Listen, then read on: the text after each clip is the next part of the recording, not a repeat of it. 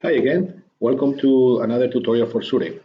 We're going to stop talking about IPCs. I think we had enough videos already. There are still a few things that I would like to talk about, like the fixing of mistakes that some people can make in the Excel files and how Sure will export it, and I will help you to fix them. But I think that we will talk about that later on. Now, I would like to move on to another big topic, which is variation orders. A variation order, contra variations, annexes, however you want to call it. This is something that is happening in all our construction projects.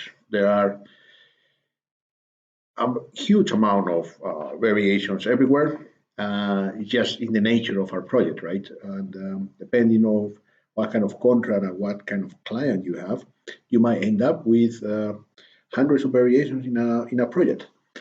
A variation order, the way it's understood for us as supervisor, it's a change in the original contract conditions, in the conditions that the contractor has accepted in the tender stage. This is something that has to be done in every contract, and it's something that we have to really take care and control. A variation order can be just a change of the characteristics of one of the equipment or changing of the employer requirements.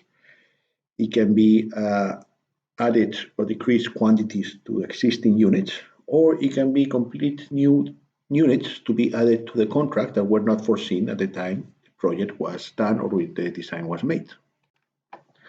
So a variation is something that happens in a construction contract. So we have to go to the contracts that we have with the contractors. And here we have the one that we created for as an example in the previous tutorials. And I will just go to the contract budget. In the contract budget, here you will see a link that says add variation order. This is actually all you have to do. You just have to click on the link, and Sure will ask you to prepare a variation order for the contract. Let's say we're going to make a variation order number 1. Okay, and this variation will be modify of quantities, for example, right? The variation order is generated for tutorials. In this case, I am the one who generated, and you can add here if you expect, you're expecting your team to approve it within a certain time, or if not, we'll just leave it empty. So just click save. And here we have it. If we go back to the contract budget, you will see that we have the original budget here. It has not changed. This is the same one that we had in the past examples. But we already have this under budget pending. We already have a variation order. So Sure has already created variation order BO1 and is expecting for us to actually do something with it. So we can click on it. And the way it looks is very similar to what we have seen in the IPCs. We have the different sites that we have in the contract. Of course, since we have not changed anything, this budget will have zero effect at this moment. We have the construction end date and the variation order construction end date. Why is this? Well, this is because one of the things that can happen when a variation occurs is that the time for completion of the contract can be changed, and that's usually changed also through a variation order. So as I said, there are many ways that, let's say there are many things that can be included in a variation order, or just one thing, but we have to, Sure has considered everything. So let's imagine that we want to make a variation order that will imply some modification of some quantities in, for example, site 1. So we click in site 1 and we go exactly on all the construction groups that site 1 has. And this is the page to create a variation order. It says, well, you're going to add a new element. You can change the end dates, as we have said before. As always, you can add documents, pictures, notes, and you have a show details. And in this case, well, we don't have anything yet, so the variation order is empty. So let's imagine that we will go to the earthworks, for example, And in the earthworks that we have here, we have nothing in this variation order, so we will add an existing element to the variation order. And here Sura shows us all the existing elements in the budget that are linked to earthworks in site number 1, which is where we are. So here you see we had this created, and let's say I want to change the quantities. Let's say this one is 2000. Let's modify it. And let's say that I want to, instead of having 2000 here, it's important, we already approved 1500 in the previous IPCs here, so it tells you.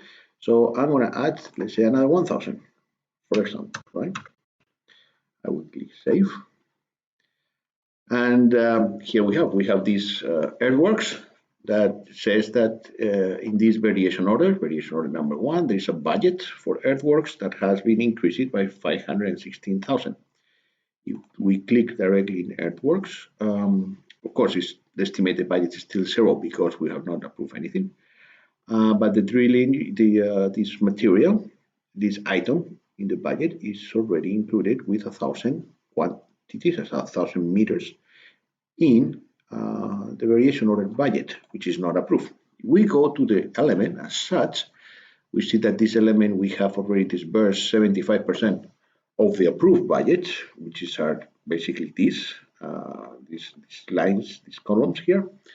But we still have the budget pending for variation order approval here. So as long as you don't approve it, nothing counts. It's not affecting anything. You can even go to the let's go to the contract. Let's go to the contract budget, and as you can see in the budget inside 1, everything is the same. Nothing has changed because we have not approved the variation order. Let's imagine that now inside 2, we go back. This is site 2, remember. Let's go to civil works, for example. And in this one, let's say I want to decrease this amount, because at the end we don't have 6,581 kilograms. We will have less. How we add this? Well, here we have not put anything. We have not approved anything in any of the previous IPCs. And I would say, let's say, minus 600. We put a negative here. We add it. And here we have the budget goes down to 780. Okay, it's not too much, but here it is. So if you go to the budget of these civil works in variation order number 1, here you have it. You can see that we have minus 600. Good. So if we go to the contract budget, now we see that a variation order, which is pending, has already increased the budget and has already added the 516,000 dollars that we created before, minus the 760, and it's already calculated. Cool. So now we have it. Again, to approve it, we can proceed for approval. We can proceed for, we can leave it in pending, or we can reject it. The only ones that can do this are the ones that are in the project under the role of approver or administrator. In this case, is I am an administrator, I will just go ahead and approve the variation order. And here we have it. We have variation order. We have the original budget. We have variation order number 1 here. And if you go here, since it's already approved, you see that this number has changed. Since we had in the original budget 1,800,000, now we have 2,370,000, and it has changed in here. It has only changed in the budget, and it has not affected anything that was done before. But that I mean, if we go to the IPCs and we take the, let's say, the last IPC here, and we export the IPC to Excel, let's open it up.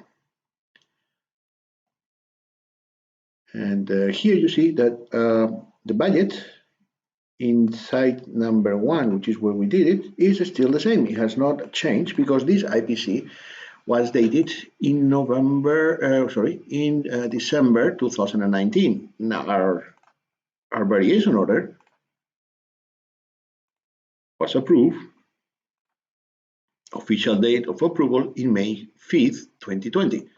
So it will not change. Now, it would change the future IPCs that we will prepare. If I go to an IPC now, and let's say I will create one, let's add an IPC, IPC 4, let's say that it will be for May, because we already approved it on May. And I go here and I download the IPC. And I open it up, and you will see that here already it is changed.